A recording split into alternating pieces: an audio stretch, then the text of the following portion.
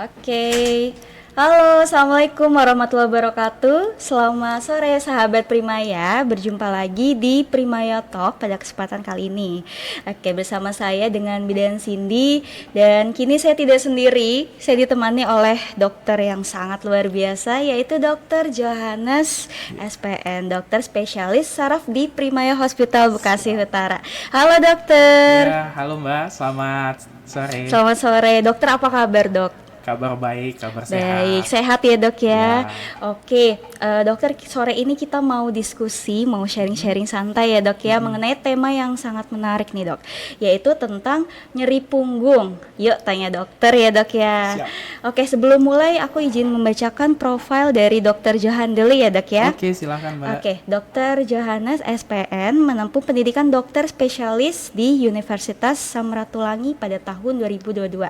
Oke, dan Dokter Johan kini praktik di Primaya Hospital Bekasi Utara. Siap, Oke, benar Mbak. boleh dijelaskan dok kepada sahabat Primaya jadwal Dokter Johan nih kapan saja dok? Oke, terima kasih Mbak. Oke. Kalau saya ini praktik di Rumah Sakit Primaya Hospital Bekasi Utara dari Senin sampai hari Jumat nih Mbak. Oke. Dari jam 1 siang sampai jam 3 sore. Kemudian nanti dilanjutkan lagi di hari Sabtu jam 8 pagi sampai jam 2 siang. Gitu. Oke, baik. Nah, untuk sahabat Primaya yang ingin konsultasi, ingin periksa, boleh datang saja langsung ke Primaya Hospital Bekasi Utara dengan Dokter Johan ya dok ya. Siap, boleh Oke, banget. baik. Langsung saja nih dok, kita ke tema kita mengenai nyeri punggung. Oke. Boleh dijelaskan dok kepada sahabat Primaya, apa sih itu nyeri punggung dan penyebabnya biasanya apa saja dok? Oke. Oke. Kalau kita bicara tentang nyeri punggung ya Mbak ya ini, berarti kita bicara Oke. dulu dari mulainya itu definisinya itu nyeri punggung itu apa sih gitu. Kalau Baik. dibilang nyeri punggung itu berarti suatu kondisi di mana ada rasa tidak nyaman di mana letaknya itu ada pada daerah punggung Oke, gitu. Jadi baik. punggung itu kan kita lihat tuh ada punggung atas sama punggung bawah sebenarnya. Nah, jadi setiap pasien yang datang ini datang dengan keluhan, dok saya rasa ndak enak, saya rasanya kayak kesemutan, atau saya rasa seperti kayak tersengat listrik di daerah punggung. Nah, itu kita bisa kategorikan sebagai nyeri punggung. Nanti kita Oke. lihat lagi nih, ini di letaknya di mana, punggung atas kah atau punggung bawah, begitu. Oh gitu, ada bagiannya Siap. tertentu ya dok Iya. ya. Oke, untuk penyebabnya sendiri biasanya karena apa sih dok? Nah, kalau bicara tentang penyebab daripada nyeri punggung ini ya Mbak ya, nyeri punggung ini sebenarnya paling umumnya itu kita lihat dari faktor resiko. Oke. Faktor risikonya itu kita lihat nih berdasarkan dari pekerjaan. Gini, biasanya pasien-pasien datang dengan dok saya nyeri punggung dengan usia muda. Kalau kita gali lagi dari anamnesisnya, dari riwayat penyakitnya ini, pasien ini nanti kita lihat lagi dia itu bekerja sebagai kantoran. Oke. Nah, berarti setiap faktor resikonya itu ada nanti faktor resiko daripada pekerjaan ataupun aktivitasnya. Kalau orang kantoran itu berarti kan biasanya itu banyak duduk ya. Oke. Banyak duduk terus dengan posisi yang tidak ergonomis. Nah, lama kelamaan pasien ini dia akan mengeluhkan nyeri punggung karena posisi duduknya itu yang tidak baik dan tidak benar. Kemudian ada lagi ibu rumah tangga. Ibu rumah tangganya ini dia itu pasti mengerjakan semua aktivitas rumah tangga. Betul. Mau itu nyapu, mau itu Ngepel ya dok ya, ngepel, aduh beberes. itu Oke. pasti ya capek banget sih sebenarnya. Nanti posisinya itu juga dia yang tidak ergonomis, dia tidak Oke. perhatikan posisi kan pasti ibu rumah tangga pasti memikirkan ya udah pokoknya kerjaan dia tuh Selesai. udah gitu. Habis itu rebahan, tapi dari kumulatif daripada pekerjaan dengan posisi yang tidak ergonomis ini bisa menyebabkan nyeri pinggang. Nah, kemudian itu ada lagi nanti yang dinamakan dengan trauma.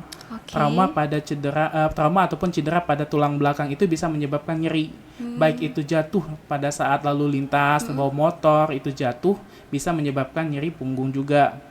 Kemudian ada nanti infeksi pada tulang belakang, kemudian ada nanti kalau misalnya dia lebih ke tumor nanti bisa menyebabkan nyeri punggung juga. Lihat lagi tumornya ini umumnya itu di daerah tulang belakang begitu. Tetapi ada lagi nanti yang dinamakan nanti nyeri alih gitu. Misalnya nyeri alih itu berasal dari sakit lambungnya itu bisa sampai ke tulang belakang. Jadi teman-teman juga harus ini perhatikan juga kalau misalnya dia sakit lambung kemudian sakit punggung, berarti bisa saja itu dari nyeri lambungnya itu. Itulah namakan dengan nyeri alihnya begitu. Jadi banyak sekali kalau dibilang kenapa apa penyebab dari nyeri punggung itu banyak sekali, Mbak, begitu. Oke, ternyata memang banyak sekali penyebabnya. Banyak Dan tadi sekali. dokter menyinggung mengenai bahayanya ya dok ya, banyak sekali ternyata bisa berbahaya juga ya Bisa dok ya. berbahaya banget. Oke, Kalau dok. dia tidak, kalau misalnya nyeri punggung ini tidak ditangani dengan baik, kemudian teman-teman semuanya ini kayak dia mempertahankan ini di rumah ataupun ditahankan sampai bekerja lama begitu, itu bisa membahayakan begitu. Jadi gitu, sebaiknya sih memang harus dikonsultasikan ataupun diperiksa dengan dokter yang terdekat begitu. Langsung segera ya dok ya kalau sudah ada Bisa. keluhan ya. Oke, karena kita menganggapnya nanti paling 3 hari sembuh Iya, dengan benar. tidur rebahan. Benar. Nah sebenarnya rebahan tuh baik tidak sih dok buat kondisi punggung kita? Nah, kalau bicara tentang rebahan itu berarti itu cukup baik ya untuk kondisi punggung kita. Tapi lihat lagi rebahannya ini di posisi yang bagaimana. Oke. Gini, kalau misalnya kita ada sakit punggung, kemudian kita rebahannya itu di tempat yang tidak empuk ataupun di tempat yang tidak datar begitu, itu bisa membahayakan nyeri punggung kita juga karena tumpuan daripada tulang belakang itu dia akan tidak rata semuanya. Itu yang bisa menyebabkan malahan dari segi anatominya itu si apa ya namanya hernia nukleusnya itu bisa bulging ataupun menonjol sehingga menekan yang namanya si sarafnya itu. Malah Jadi makin nyeri. malah makin nyeri. Dok. Jadi kita harus perhatikan beberapa hal yang harus diperhatikan itu ya, bagaimana supaya nyeri punggung ini bisa teratasi dengan baik, bagaimana rebahannya itu yang baik juga. Itu yang harus teman-teman semua harus tahu juga ya Mbak ya. Kaum rebahan ya dok ya. Kaum rebahan benar. Termasuk saya nih dok. Termasuk saya juga. Jadi perlu diperhatikan ya dok ya. Siap. Oke, baik, terima kasih dok, luar biasa nih penjelasannya. Nah untuk nyeri punggung sendiri itu bisa mengarah ke saraf kejepit tidak dok? Kalau nyeri punggung ke arah saraf terjepit, kita lihat lagi nih ya. Kalau misalnya teman-teman datang nih ke dokter, kemudian dibilang, oh ini bukan saraf terjepit, tapi ini cuma nyeri punggung saja. Ya itu memang ada gitu ya. Jadi nyeri punggung ini kita lihat lagi etiologi ataupun penyebabnya. Nyeri punggung ini bisa saja dari segi anatominya, itu daripada otot-otot yang di sekitar daripada otot lumbal namanya, otot punggungnya. Nah, otot punggung ini kalau misalnya kita bekerja dengan posisi yang tidak baik, tidak ergonomis, malah otot-otot ini yang menyebabkan nyeri karena otot ini berkontraksi ataupun rasa tegang begitu. Tetapi tulang belakangnya aman, baik begitu. Berarti nyeri punggung ini hanya berkisar kepada otot saja, bukan kepada sarafnya. Tetapi kalau misalnya ada lagi nyeri punggungnya ini karena sarafnya juga bisa, makanya itu perlu pemeriksaan, Mbak. Jadi kita harus bedakan mana nyeri yang karena ototnya, mana nyeri karena saraf terjepitnya gitu. Kalau saraf terjepitnya itu pasti nyerinya itu bersifat ada seperti radikuler atau menjalar, bisa nanti dari pinggang sampai kepada betis atau sampai kepada paha. Tetapi kalau misalnya otot umumnya itu hanya terlokalisasi pada nyeri pada lumbalnya saja, pada panggulnya saja, hanya itu sih Mbak. Baik, dan perlu pemeriksaan ya dok ya. Sangat perlu. Kira-kira pemeriksaannya seperti apa nih dok? Boleh dijelaskan? Kalau pemeriksaan dari nyeri punggung ini sendiri, pertama kita mulai dari anamnesis ya. Pertama sekali kita harus tanya dulu riwayat pekerjaannya apa, kemudian aktivitasnya apa, faktor-faktor resiko yang bisa menyebabkan nyeri pinggang itu harus kita gali lagi. Kemudian kita lakukan pemeriksaan fisik yang dilakukan oleh dokter sendiri ya, bagaimana untuk membedakan yang otot ataupun yang sarafnya. Kemudian kita butuh yang namanya pemeriksaan penunjang, seperti umumnya itu radiologi. Itu merupakan pemeriksaan dasar kita untuk mengetahui nyeri pinggang ini kenapa, apakah terlibat sarafnya atau hanya pada otot saja. Baik. Kalau misalnya kita kecurigaan suatu ini karena penyempitan atau saraf terjepit seperti yang kita bahas tadi, berarti kita perlu modalitas yang berikutnya, yaitu MRI tulang belakang. MRI, gitu. Jadi untuk menjajaki ini kita perlu beberapa modalitas yang harus kita lakukan. Jadi teman-teman yang kalau misalnya berobat ke dokter saraf kemudian cuman bilang dokternya ini hanya apa ya misalnya hanya ronsen saja. Nah, memang itu yang harus kita lakukan awalnya itu Pemeriksaan harus dasar ya, Dok, ya? pemeriksaan dasar. Oke, Jadi baik. teman-teman juga harus bersabar juga karena pemeriksaan untuk tulang belakang itu kita harus lebih teliti lagi karena Oke. penyebabnya itu sangat banyak Banyak, juga oke. gitu. Baik, oke, luar biasa ya Dok Siap. ya. Oke, nah untuk seseorang yang mengalami nyeri punggung terus-menerus nih Dok, nah setiap nyeri minum obat anti nyeri, nah itu aman nggak sih Dok buat kesehatan tubuh kita? Siap. Gitu. Itu pertanyaan yang sering juga ya Mbak ya sama Betul. pasien-pasien di Oke. poli Karena aku saraf. pernah Dok, jadi nyeri minum obat nyeri aja gitu. Ya, Oke. benar. Jadi pasien itu harus kita juga teman-teman juga harus teredukasi dengan baik ya sebenarnya tentang penggunaan obat anti nyeri. Obat anti nyeri itu tidak berbahaya. Dasarnya Oke. itu tidak berbahaya bagi kesehatan kita. Malahan ada yang bilang, "Dok, saya minum obat anti nyeri, Dok. Ginjal saya aman nggak sih, Dok?" Kata gitu. Nah, gimana Dok? Harusnya itu kalau minum obat anti nyerinya itu diawasi dengan dokter, kemudian minum obat anti nyerinya. Kalau nyeri saja diminum itu masih lebih rasional, masih Oke. lebih aman daripada minum obat anti nyeri yang terus-menerus setiap hari minum, begitu. Itu yang oke. sangat berbahaya bagi kesehatan kita, terutama ginjal kita, Oke. gitu. Tapi kalau misalnya obatnya diminumnya cuma 1 kali atau nyerinya udah berkurang, nggak minum lagi, itu lebih baik. Nah, kalau saya itu lebih sukanya itu mengedukasi pasien saya minum obat anti nyeri, tetapi jangan lupa olahraga. Oke, Gitu. diseimbangi dengan Disimbang- olahraga ya Dok iya, ya? benar. Jadi kita nggak kita itu tidak perlu mengandalkan obat 100%. Obat yang terbaik itu adalah dari diri kita sendiri. Obat yang senyawa kimia yang kita minum itu hanya membantu. Jadi Oke. kita minum obat tapi kita olahraga, kemudian kita melakukan semacam apa ya untuk menguatkan otot punggung, otot paha, bokong itu sangat baik. Sehingga di kemudian hari apabila ada nyeri pinggang, nyerinya itu tidak akan seperti yang awal. Oke. Jadi kita nggak butuh itu obat anti Nyerinya nyeri. berkurang ya, Dok, Jadi ya? nyerinya bisa berkurang Oke, begitu. baik. Jadi pasien dengan nyeri pinggang begini, kalau misalnya teman-teman ada nyeri pinggang, harus teredukasi dengan lebih baik lagi. Oke. Sebenarnya begitu. Baik. Oke, nah ngomong-ngomong tentang olahraga nih Dok, olahraga apa saja yang aman bahkan bisa nyeri punggungnya hilang? Oke. Oke, olahraga apa Dok? Nah, bicara tentang olahraga, banyak ya sebenarnya. Kalau misalnya teman-teman juga tahu itu olahraga itu ya banyak jenisnya ya. Oke. Mulai dari lari, jalan tuh. Dari olahraga yang termurah sekalipun pasti ada ya Mbak ya. Oke, Nah, banyak ya Dok ya? Kalau misalnya bicara untuk dikaitkan dengan nyeri pinggang, nyeri pinggang itu berarti olahraga apa yang cocok itu adalah ada 2 yang saya rekomendasikan. Oke. Dan ini olahraganya sih paling murah ya, yaitu jalan. Oke, Gitu. baik. Olahraga Oke. berjalan itu berguna untuk menguatkan otot punggung kita, otot bokong kita, dan juga otot yang namanya paha kita. Jadi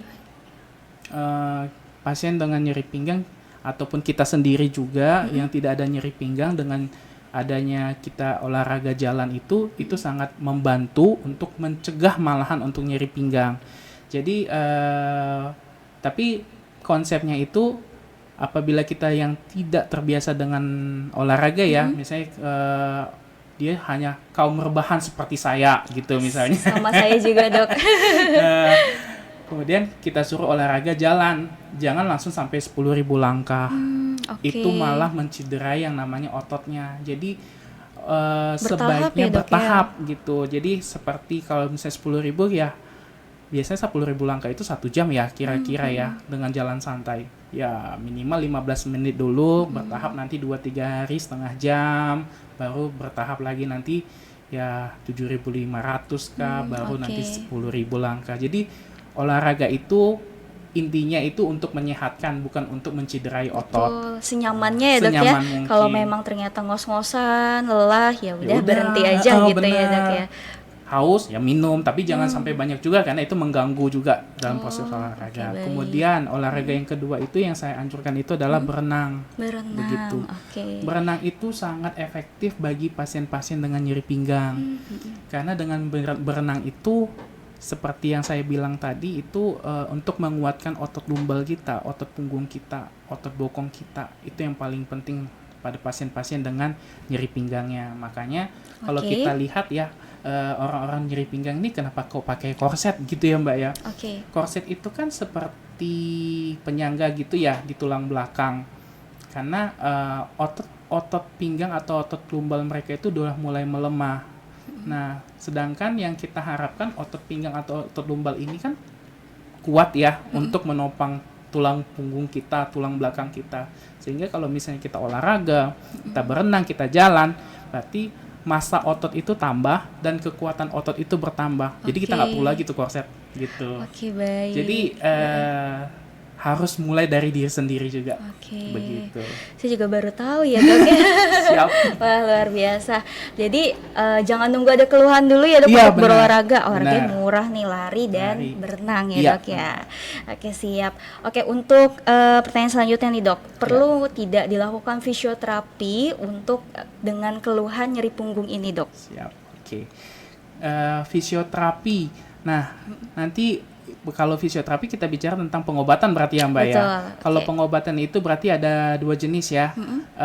Kalau di bidang kedokteran itu farmakologis dan non farmakologis. Oke. Kalau farmakologis itu berarti kita menggunakan obat-obatan seperti yang tadi kita bahas tadi, obat anti nyeri pasti kita berikan. Oke. Kemudian kita perlu juga itu yang namanya fisioterapi gitu. Oke. Fisioterapi itu gunanya untuk mengelola nyeri yang tidak bisa dikelola oleh obat anti nyeri, karena obat anti nyeri itu kita tidak bisa andalkan 100% pada pasien-pasien dengan nyeri. Kita harus butuh bantuan yang namanya untuk fisioterapi pada daerah tulang belakang. Oke. Itu akan menggunakan beberapa metode-metode dari bagian fisioterapinya. Nanti itu ada nanti untuk penguatan, balik lagi dia, penguatan otot lumbal, penguatan otot bokong, supaya si pasien ini nyerinya itu berkurang begitu. Tujuan dari fisioterapi ini dan pengobatan kita adalah nyerinya yang berkurang dan nyeri ini sudah tidak mengganggu lagi aktivitasnya atau Oke. activity daily livingnya begitu. Sehingga pasien sudah bisa beraktivitas seperti biasa. Jadi fisioterapi itu penting dan merupakan bagian dari terapi daripada si nyeri pinggang tersebut. Oke. Nanti kalau bicara tentang fisioterapi berarti kita harus lebih concern lagi nanti itu mungkin di jadwal kali ya Mbak ya, karena kan fisioterapi Oke. ini nggak mungkin 1 kali 2 kali fisioterapi. Ada jadwal khusus Ada ya jadwal dok ya? khusus karena mereka itu fisioterapi ini mengelola nyerinya itu atau memperkuat ototnya itu bertahap begitu, tidak Oke. boleh sekaligus langsung begitu. Oke, Jadi baik. balik lagi ya harus sabar lagi gitu. Oh, sabar, betul, bertahap ya dok ya. Bertahap, semua itu harus Oke. ada tahapan-tahapan Betul. gitu. Oke, dan untuk fisioterapi sendiri nih dok, perlukah harus dengan anjuran dokter atau kalau seseorang tersebut udah tahu nyeri punggung, fisioterapi obatnya, nah itu Oke. gimana dok?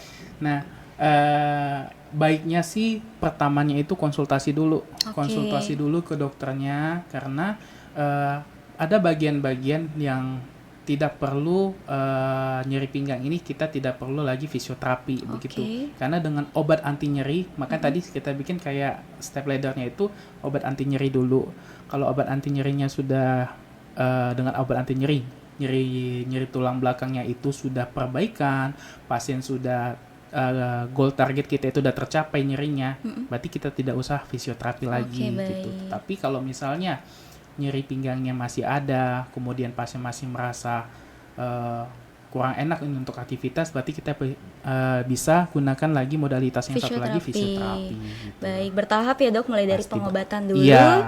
lalu kalau misalnya dianjurkan untuk fisioterapi, Fisioterapi. segera lakukan fisioterapi. Jadi ya? tidak boleh langsung fisioterapi langsung begitu, Ah. karena tidak semuanya harus Oke. fisioterapi juga gitu. Oke, baik. Wah, luar biasa. Oke, lanjut lagi nih, Dok. Kembali lagi ke para pekerja nih, Dok. Termasuk Oke. kita juga para pekerja, rata-rata setelah bekerja aktivitas nyeri punggung ya, Dok ya. Nah, tips and triknya apa nih, Dok, untuk para pekerja supaya punggungnya nggak nyeri nih setelah aktivitas Siap. seharian? Nah, kalau Oke. misalnya kita para pekerja ya seperti ya kita juga ya Mbak ya, kayak di Oke. poli juga ada pasien kita duduk. Nah, posisinya itu harus diperhatikan posisi duduk kita. Posisi yang sangat ergonomis itu menentukan untuk posisi daripada letak apa namanya? Tekanan daripada tulang belakang kita. Jadi, kalau dibilang kita duduk itu berarti hampir 50% sampai ada yang bilang sampai 60-70% berat badan kita itu ditumpuk oleh tulang belakang kita. Oh, Dari si oke. lumbalnya itu Iya. gitu. Jadi kasihan banget ya lumbalnya sampai 50% 50% ya. benar. Gitu. Baru sadar ya saya, Dok. Jadi Oke. harus diperhatikan sekali tuh posisi duduknya. Saran saya itu posisi duduknya itu harus dengan badan yang tegak. Tegak lurus, Tegak oke. lurus, kemudian kakinya itu tidak boleh menyilang sebenarnya. Karena dengan menyilang begitu, tekanannya itu kan tidak akan rata ya, akan pada setiap ruas-ruas dari tulang belakang. Jadi baiknya itu kalau duduk itu tegak, kemudian Oke. kaki jangan menyilang, tapakkan aja kakinya dua-dua begitu, kemudian bekerjalah senyaman mungkin begitu. Kalau misalnya sudah mulai pegal, tulang belakang mulai pegal, cobalah untuk berdiri, Oke. kemudian lakukan stretching Oke. begitu. Jadi kalau pegal bukan selonjoran ya, Dok Bukan ya? selonjoran. Wah, selama ini saya salah ya, Dok. Pantesan tambah sakit ya, Dok. Oke. Harusnya stretching gitu. Stretching, Jadi mobilisasi ya, Dok ya? Mobilisasi. Jadi kalau misalnya kita duduknya itu terlalu lama begitu, pasti kan ya capek juga ya si lumbal ini menopang yang 50% ini. Jadi saran saya kalau 1 jam kita duduk lama, ya ada baiknya kita berdiri. Kemudian saya sih lebih suka menganjurkan kalau misalnya dia tidak bisa stretching, ya udah jalan kaki aja dulu minimal 1 menit sampai 2 Oke. menit begitu. Ambil posisi supaya dia bergerak. Jadi kita kasih relaksasi pada otot-otot kita lagi gitu. Oke, baik. Nah, itu tips and triknya untuk para pekerja ya, Siap, Dok ya. iya. Jadi kalau misalnya setelah aktivitas supaya nggak nyeri punggungnya, mobilisasi penting ya, Dok ya. Penting sekali. Terlalu lama duduk juga nggak Nggak baik, baik. ya, Dok ya. Oke, sip, luar biasa. Oke, kebetulan saya bidan ya, Dok ya. Jadi bertemu dengan ibu-ibu hamil, Wow. kadang-kadang banyak keluhan kayak nyeri punggung, pinggang. Nah, nyeri punggungnya seperti apa nih, Dok, yang perlu ibu hamil konsultasikan dengan dokter spesialis saraf? Oke.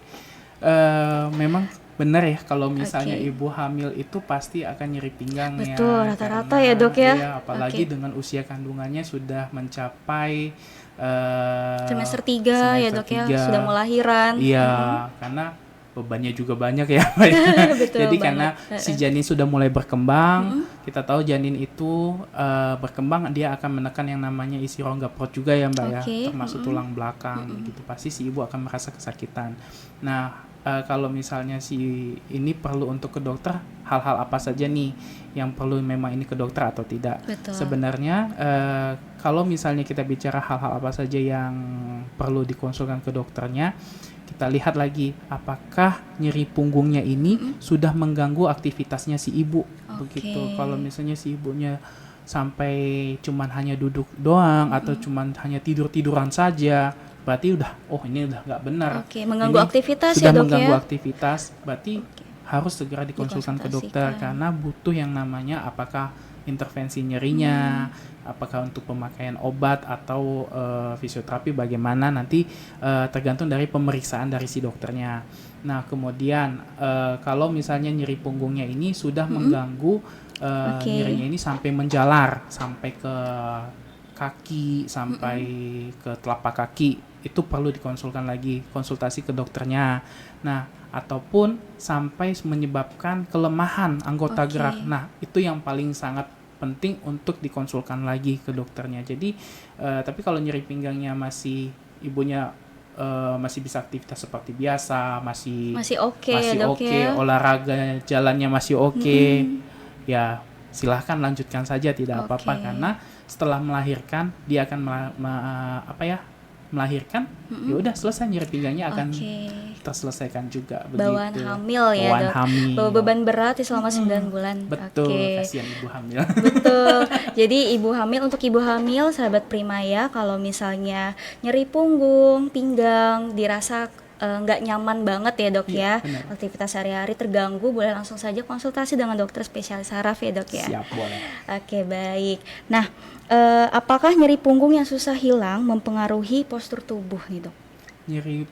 Gimana mbak tadi? Nyeri punggung yang Heeh. susah hilang, apakah bisa mempengaruhi dari postur tubuh? Misal jadi bungkuk gitu siap. atau gimana dok? Oke, jadi kalau misalnya nyeri punggung itu yang susah hilang itu, jadi si pasien itu misalnya begini, nyeri punggungnya sebelah kiri gitu. Jadi si Oke. pasiennya lebih dominannya nanti akan ke kanan karena Oh, akan menghindari yang nyeri pinggangnya.